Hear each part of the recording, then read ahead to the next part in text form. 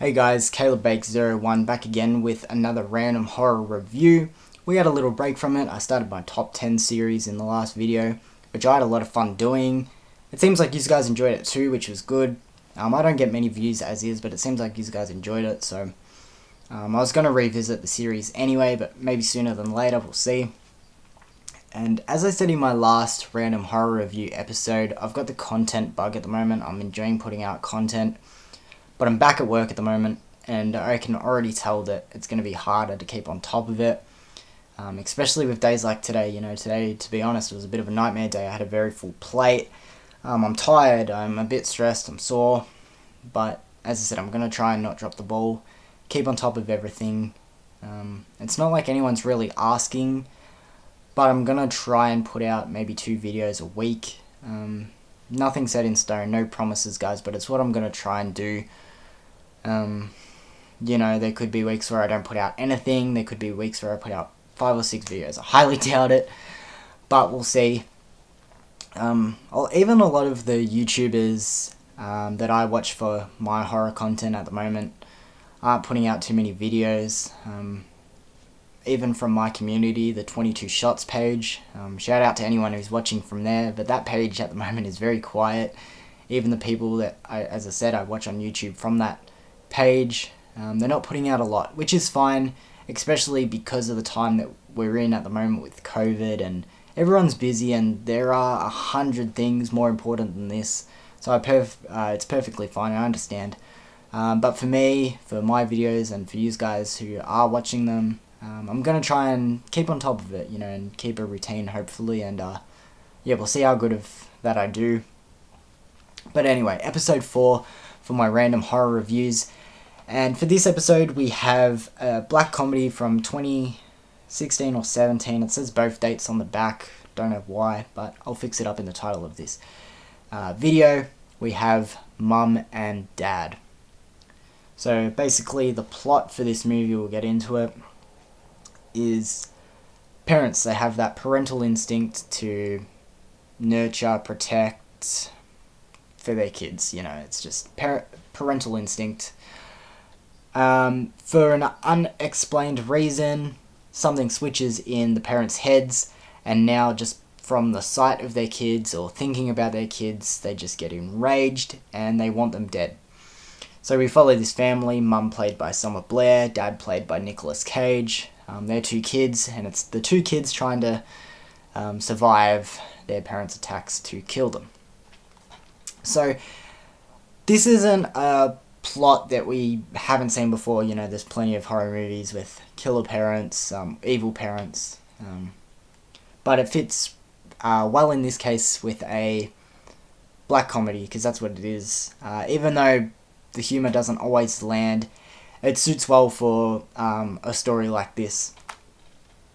To me, this movie reminds me a lot of M. Night Shyamalan's The Happening, as in it's sort of unexplained why these parents are attacking, which is fine. If you've seen The Happening, hopefully you put the link together that I'm trying to make here. But to me, it sort of gives off the same vibe.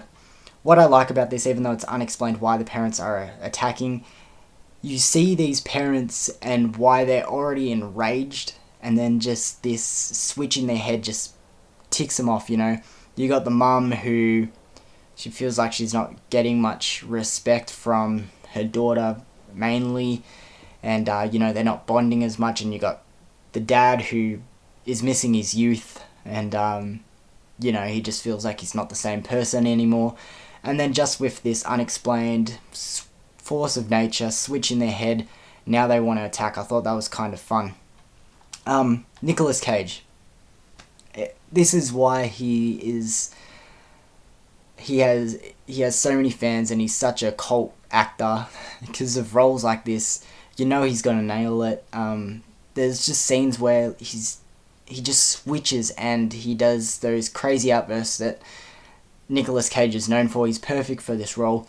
But even Selma Blair, she holds her own as well. She's really good in another lead role here, supporting Nicolas Cage. She even has some crazy moments, which is a lot of fun. This movie, is a really good concept. Unfortunately, it's just not well executed for the most part. We'll get to that, but my biggest problem with this movie is the editing and music choices. So the editing is, I feel, really weak. It's just cut all over the place. It's very jumpy. It's just really off-putting and distracting, as well as the music. The music I just don't think suits this movie too well. As I said, sort of with the editing, they both go hand in hand with each other. It's very distracting and it's just off-putting for a movie that, as I said, it's a good concept. It can be very fun at times, but with those two things in it, yeah, it doesn't hold too strong. There are just certain things missing with this movie that are holding it back. At points, it's fun. For a black comedy, the humour for me doesn't hit too often in this movie. But there are parts that, it gets pretty chaotic, and especially with Nicolas Cage, you just have a laugh. It's stupid, it's fun. But unfortunately, it's not for the whole way through. There is a sort of plot hole that I do think about often with this movie. I've watched it a couple of times now. Honestly, I the first time I watched this, I streamed it, and this has sat on my shelf, wrapped up for a long time. I chucked it on the other night to revisit it, and I remember from the past times that I've watched this is so. What's interesting with this movie, it's not just parents wanting to kill kids, it's killing their own kids. So parents won't go out and try and find other kids to kill. They only want to kill the kids that they've raised and birthed. I always found it sort of weird, like you see other parents interact with other kids, and you see, like, for Selma Blair's character, for example, she wants to save a baby in the hospital and everything because it's not her kid. She doesn't have that parental attachment to them, so she wants to protect it. How come that doesn't happen with any of the other families in this movie? I always found that sort of weird. I'm not sure if it's a plot hole. I'm not going to go as far to say it's a plot hole, but every time I watch this movie, I think that's pretty interesting. What I'd say is the funnest part of this movie, though, is the end, because once again, it brought up something I forgot it happened. I sort of forgot the ending of this movie, if I'm being completely honest.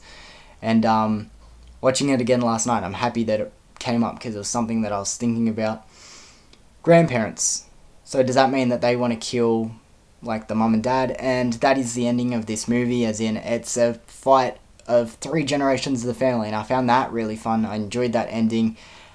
And I wish there was more like that in this movie. Like, add more chaos and add more just zaniness with it.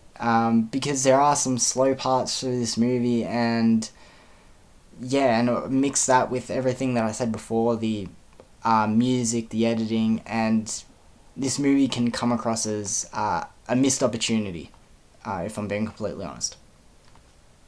So to wrap this video up, guys, I did go through this one pretty quick.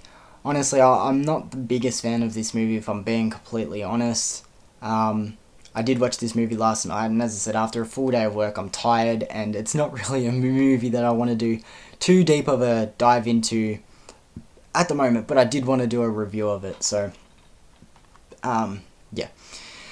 But to get into it, just for its rating, I give it a 4.5 out of 10. It's not garbage. This movie isn't a complete waste. As I said, there's really good potential there. It's a really good concept. It's just poorly executed.